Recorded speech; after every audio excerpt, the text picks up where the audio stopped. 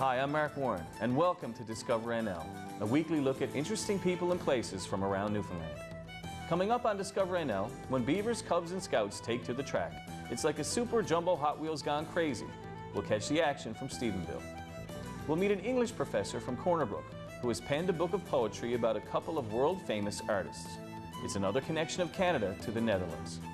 Then Emma Sharkey drops by the studio to talk about the province's women's shelters. And finally, have you ever wondered how beer is made? Discover NL gets an inside look at how some of the island's best beers are brewed.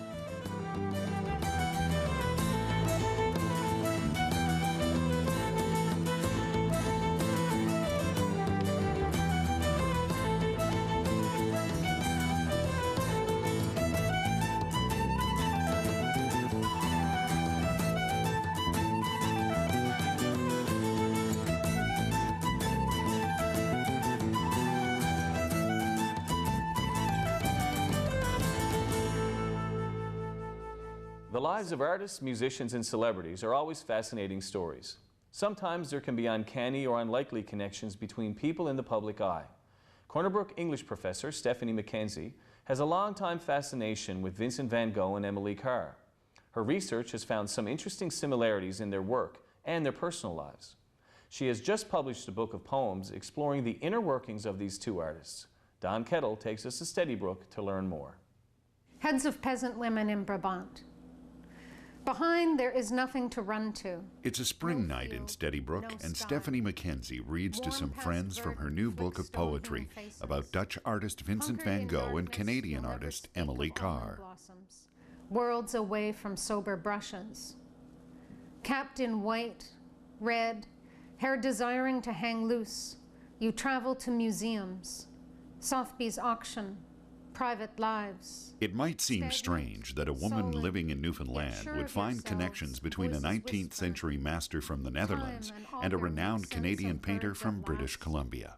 I got interested in Van Gogh years ago, and as I was reading his letters and correspondence and researching him a little bit, there was something about his sensibility, actually through his words, which reminded me a little bit of Emily Carr.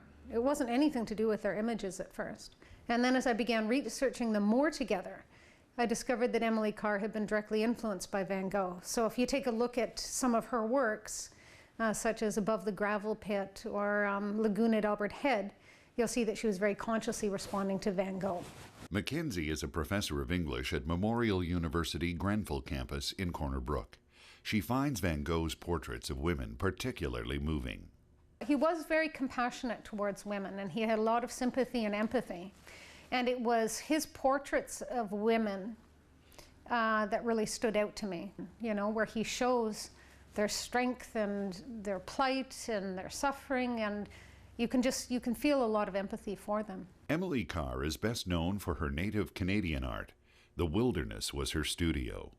Carr suffered from being a woman in a man's world, right? She was the crazy, eccentric woman. She didn't marry, gasp, right? She didn't marry, she didn't pump out the babies.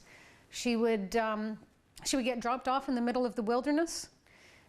She'd have friends who would drive her, and either with or without her elephant, which was a moving art studio. And she would be in the middle of forest, right? In the middle of communities that people didn't have respect for, in the middle of grizzly territory. And she would stand there and put netting over her entire body and protect herself from the mosquitoes and paint. As with celebrities today, creative people often have very visible problems. Both artists had suffered breakdowns.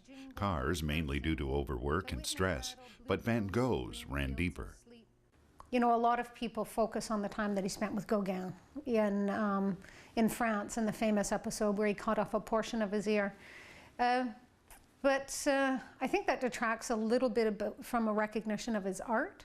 So he was outside the box, so to speak, but creativity often is. Mackenzie's book is a look into two similar troubled lives. The poetry digs deep, but keeps a playful twist. Yeah, it isn't a dark book, I've done my share of writing dark poetry. This is I think it's more, an exploration of their strength. Let hymns be colored earth, my shroud, pure painted music, rising to each deadened breath. In Steadybrook, I'm Don Kettle for Discover NL. I could not summon in this life.